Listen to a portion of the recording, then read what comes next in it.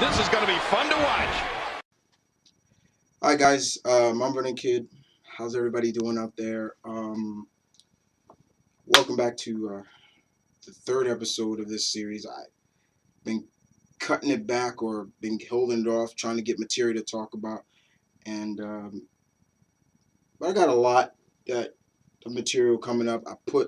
Took a lot and threw it away. I was like, no, I'm not gonna do it. But this time around is a special kind of because I had to talk about this, guys. But and not trying to be so negative and the sadness of it. I'm trying to look at it from the positive side of it. So, but definitely I needed to talk about this. This week, guys, we lost a pioneer in the business. Um, Miss Joanie Laurer, aka as we all knew her as Chyna, has ascended to the heavens above. Yeah. Uh, this really came as a shock to me. Guys, a very, very, very big shock. I didn't expect this. I thought it was just somebody, you get those deaf hoax, tweets or just stuff like that, and I don't ever find those funny. I don't find those to be entertaining. I think it's real stupid when people do something like that, and they've done it before for many other wrestlers, but this seemed to be legit, and I couldn't believe it. I was just like, I can't believe this. Like, I just saw recent pictures of her at, I'm forgetting what Comic-Con she was at, and she just looked so happy, and she was smiling, embracing fans, and just looked like she was just really reconstructing herself back to where she needed to be. And to hear the age that she died, 45, I'm not even that far away from that age myself, and it's just like, man. So it really hurt. This hurts again because I was there when she arrived. I was there when Chyna came on the scene. I think we all were. If you're like, and if you're in my age bracket or my generation who grew up from the 80s of wrestling and so on and so on, you know what I'm talking about. We we saw Chyna come in to the game and turn heads because yes, she was a pioneer and there were other women before her, but there was no one like her that would literally showcase to this male dominant world of professional wrestling that male dominant, I'm gonna show you who I am, and you're gonna like it. If you don't, I'm gonna get in your ass for it. And we saw her. I'll never forget when she first came in, and all we saw was a huge arm just grab, I believe it was Marlena, or Terry Reynolds, and just grab her, and it was just like, I remember it vividly because I was just like, who is that? And just seeing her match up with, she was this big, silent woman. And I vividly remember they would just say, "It's that woman again." Remember they never knew who she was, and then finally Triple H said her name is Chyna, and she just would just stand there like a stone. And it was almost like it was just like when she started moving, that's when you be afraid. And they used to play that up. JR used to call it so great when she's moving, and so when she start moving, it was a wrap. That was a wrap. Uh, she just really was kind of scary to be around because, like, oh my God, she's moving. Like, she's so quiet. Like, why is she quiet? It's like, what's that old saying? It's always the quiet ones you got to watch out for. But she had the presence, you know what I'm saying, that made you just like, ugh. And I vividly remember where it was still, they were Goldust and Triple H were feuding, and I think, and I remember Marlena got pushed off the ring. Chyna grabs her and just starts shaking her, and you just see little Terry Owens just flailing like a piece of paper, just back and forth like this, and that's Chyna just. And I'll never forget it. And I'll never forget the call Jerry Lawler did. And he's like, yeah, Jerry Reynolds, she tried to sneak attack Jerry. Look, here it is right now. Yeah, see, I'll get you now. And it was just so fun to watch that. And we saw the evolution of Chyna through the Attitude Era. You know, she really was a pioneer for that. You know, that era, she would showcase that she can get just as tough with the guys, and she wasn't scared of them. It's like she'll get up on you real quick.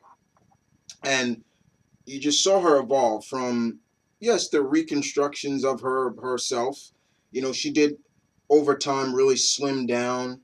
Over the time, you could really see she went from having more of a bodybuilder type body to a very lean fitness type body, and of course there were some adjustments and things like that. But um, she was a cash cow for WWE. WWE knew how to use her, and they used her right, and they made a lot of money off of her. Taz said it best on his podcast. Um, she really evolved, and when she finally got into the competitive range of getting in the ring, she proved that, hey, she can go with the best of them. You know, she was the first female Intercontinental Champion. She took it from Jeff Jarrett in a really weird match, but still, she took it from her, and that was pretty much the last time we would see Jeff Jarrett in WWE. Um, she was the first to be in the Royal Rumble, first woman in the Royal Rumble. And she wasn't doing that bad until a certain rattlesnake didn't care and just tossed her out.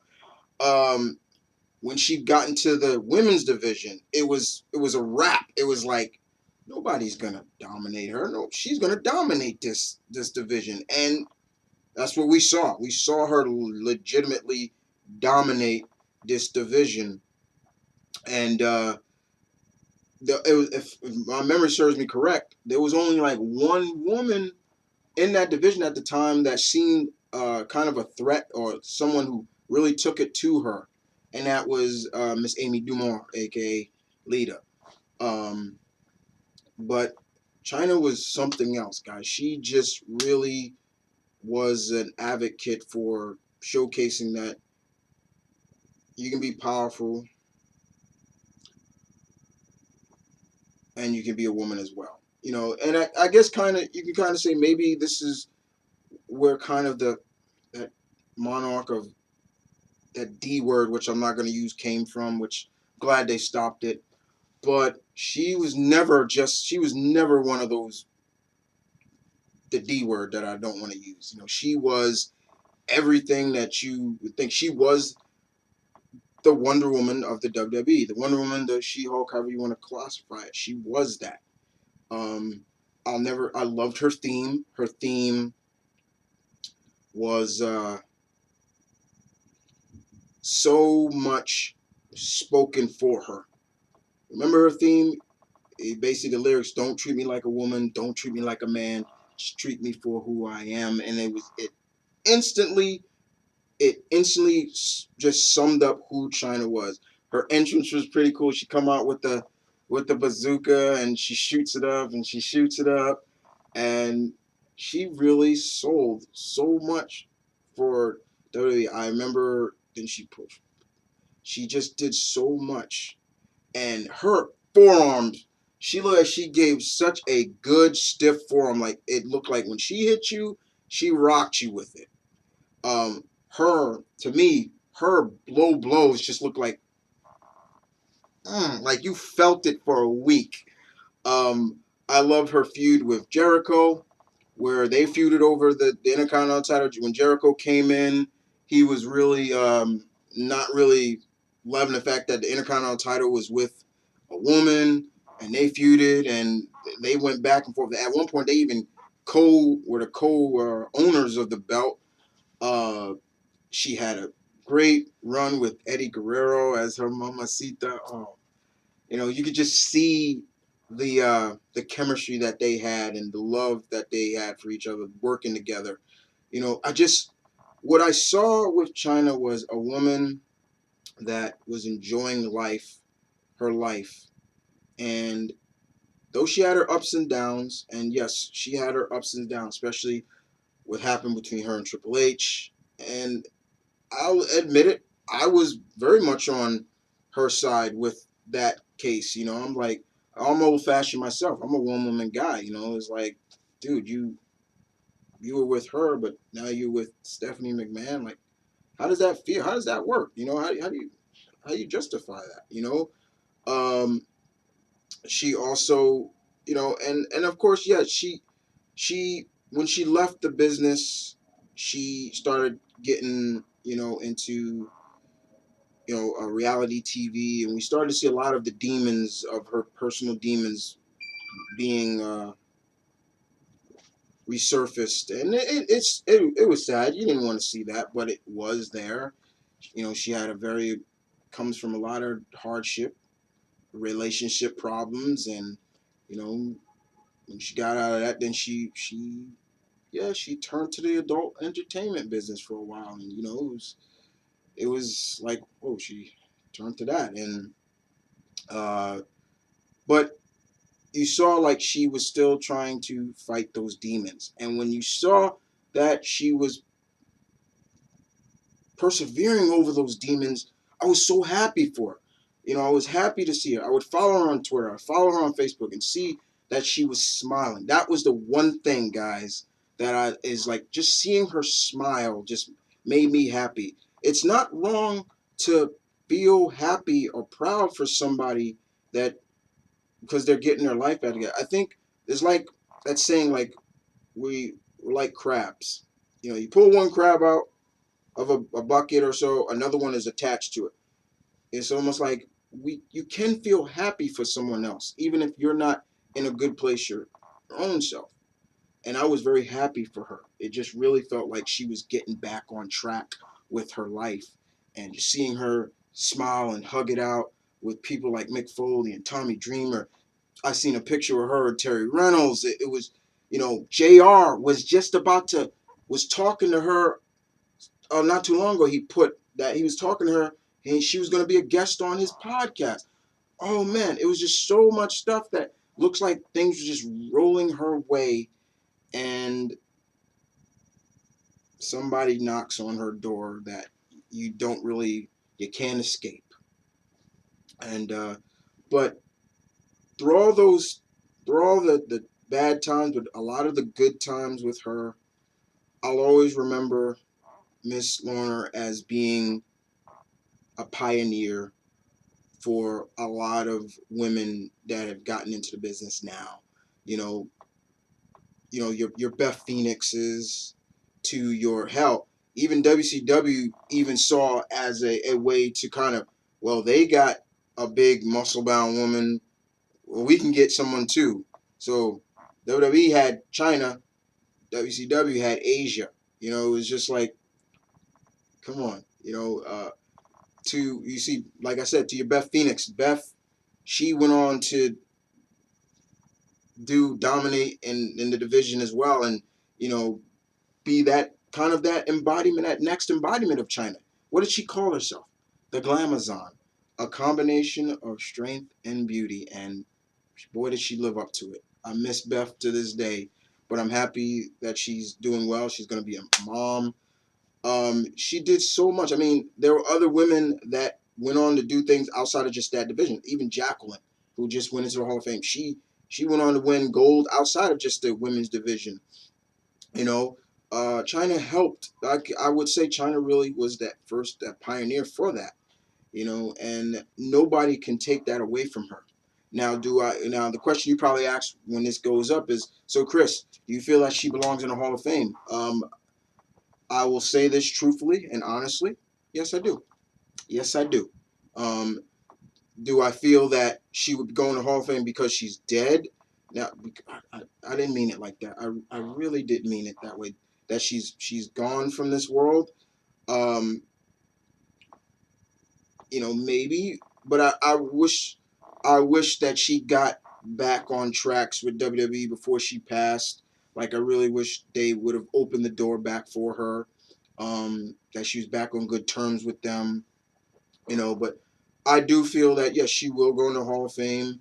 I hope that next week on Raw that they do something for her, like showcase not just on their website but also on on on the live event show and showcase that yeah, maybe there's a silent moment for her, and she's they do the 10 bell rings or something like that for her, because I don't care what you say, he may be with Stephanie, but there's got to be somewhere deep down Triple H still had a deep love for her, and it really they should do something for her.